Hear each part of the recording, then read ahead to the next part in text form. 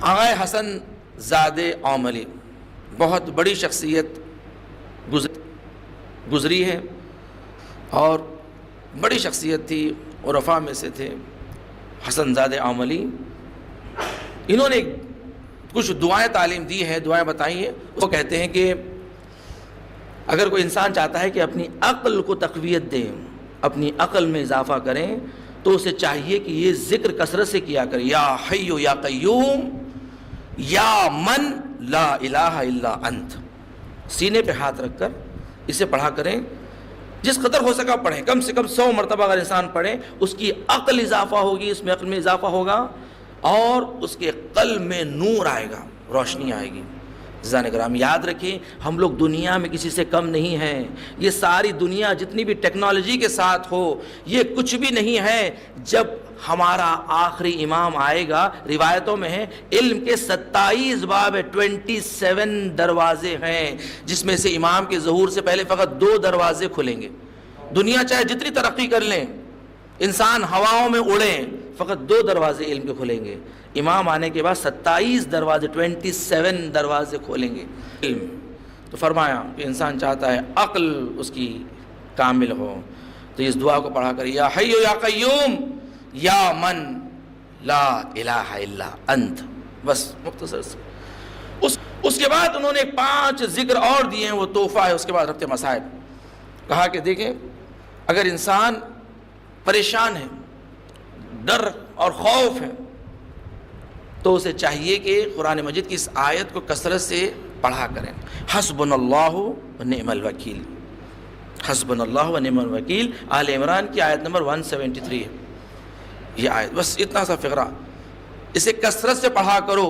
جسے بھی ڈر اور خوف ہو، کسی بھی چیز کا ڈر ہو، خوف ہو، تو اسے چاہیے کہ یہ آیت کثرت سے پڑھے۔ دنیا میں انسان کو ڈر ہوتا ہے، کئی چیزوں سے ڈرتا ہے انسان۔ جیسے حالات آپ دیکھ لیں کہ جو کرونا کے حالات میں انسان ڈر رہا تھا، گھر کے باہر نکلنے کو ڈر رہا تھا، کسی سے ہاتھ ملانے کو ڈر رہا تھا۔ ڈر کتنا ہوتا ہے، انسان کاروبار میں پیسہ لگاتا ہے، ڈرتا ہے کہ اب آخر کیا ہوگا۔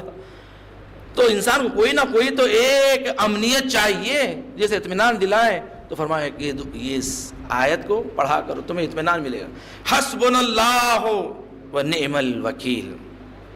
اور فرماتے ہیں دوسرا ذکر، اگر انسان چاہتا ہے کہ اسے اولاد عطا کرے اللہ، اگر اولاد چاہتا ہے، اور دوسرے یہ کہ غم دور ہو جائے، اگر کسی غم میں پریشان ہے، مبتلا ہے، وہ غم دور ہو جائے اور اولاد اسے اللہ عطا کرے، تو اس آیت کو سورہ انبیاء کی آیت نمبر 87، اس آیت کو کثرت سے پڑھیں، لا الہ الا انت سبحانک انی کنت من الظالمین۔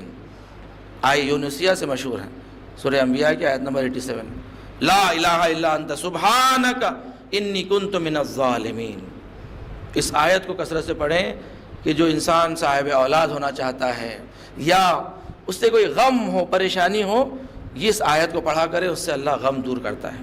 تو فرمایا جو انسان چاہتا ہے کہ دنیا اور دنیا کی زینت اسے مل جائے، تو قرآن مجید کی اس آیت کو کثرت سے پڑھا کرو۔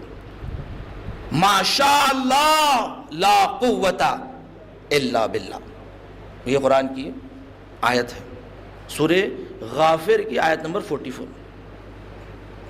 ما شاء اللہ لا قوت الا باللہ، اس آیت کو انسان کثرت سے پڑھے، دنیا اور دنیا کی زینتیں اس کے قدموں میں آ جائے گی۔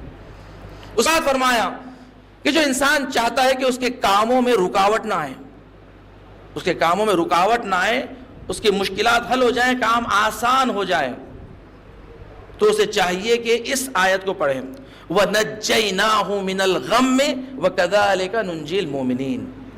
یہ سورہ انبیاء کی آیت نمبر 87 کا ہی فقرہ ہے، مگر انہوں نے فرمایا کہ اسے الگ سے پڑھو اگر تم چاہتے ہو کہ تمہارے کام آسان۔ وَنَجَّيْنَاهُ مِنَ الْغَمِّ وَكَذَلِكَ نُنْجِي الْمُؤْمِنِينَ۔ یہ انسان جب پڑھتا ہے تو اس کے کام آسان ہو جاتے ہیں، سہولتیں ہو جاتی ہیں، رکاوٹیں دور ہو جاتی ہیں۔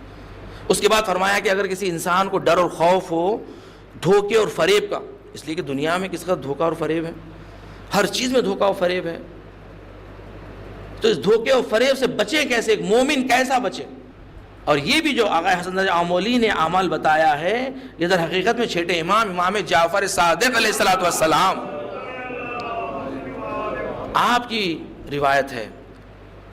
اور آقا حسن رضا آمولی کی جو عارف کامل تھے اپنے زمانے کے، انہوں نے بتایا کہ یہ یاد رکھو یہ اکثیر عبادت ہے، یعنی کہ بہترین ذکر ہے، معجزہ کرنے والا ذکر ہے. یہ اس ذکر کو پڑھا کرو کہ اگر تمہیں دھوکے و فریب سے بچنا ہو تو اس آیت کی تلاوت کیا کرو، افوض امری الی اللہ ان اللہ بصیر بالعباد.